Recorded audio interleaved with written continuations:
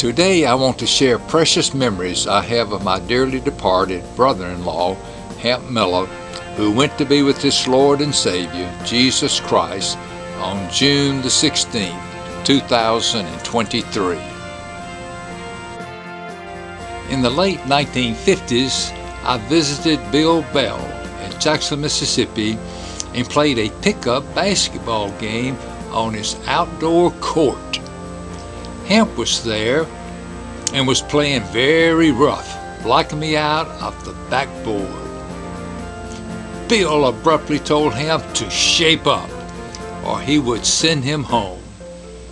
Hamp's attitude became much more genteel, and we continued the game with no more hard fouls. On an early Saturday morning in the late 1950s, Hamp and a good friend of his left Grenada to see Ole Miss play LSU that evening in Tiger Stadium. What a great game we witnessed. Everyone needs to experience at least one LSU game on a Saturday night under the lights in Tiger Stadium. In 2017, I returned to the Ole Miss campus for my 50th class reunion. David Guyton was at the reunion also. His father wrote numerous medical study books which Hamp remembers studying to become an MD. From the first time I met Hamp, he was always driving a Volkswagen Beetle. However, I don't believe he was real happy when the grooms at Clarice's and Hamp's wedding reception deposited his Beetle on the back porch of our home located at 501 Margin Street in Grenada. When I think of Hamp, I have to think of our hometown church, First Presbyterian Church. Hamp and Clarice were actively involved in the church. However, my dog Spot Towns also attended First Presbyterian Church and was always waiting on the steps of the church when we arrived. Surely Spot, with his perfect Sunday attendance, was one of the first ones to greet Hamp upon his arrival in heaven. Well, it didn't take long for Hamp and Clarice to start their family. The first to arrive was John, and a few years later, Andrew, Brown, and Jennifer followed in close pursuit. Who could forget the Towns and the Miller's families' visit to Dauphin Islands in the early 1970s? Brandy, our St. Bernard puppy, joined the fray and wreaked havoc on the twins especially.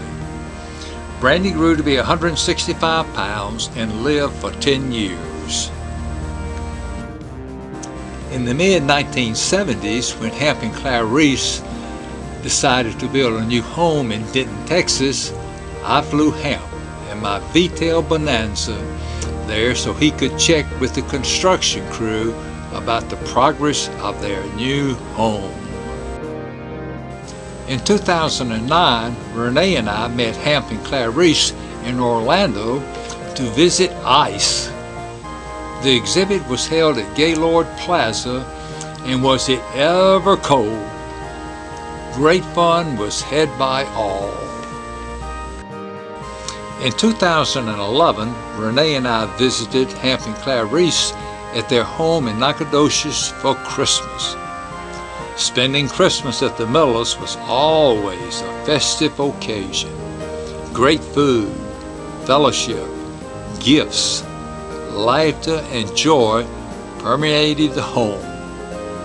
This home was always full of love. In 2015, we had a Towns reunion in Gatlinburg. Unfortunately, Becky and Stan could not join us. We had so much fun, sharing family stories, happy gifts, and scrumptious food prepared and served by Clarice, Lee, and Renee. Hamp was always good fun to be around at these functions. His knowledge of our family was top-notch, informative, amusing, and entertaining. Handy Capable loved to meet various towns' family members.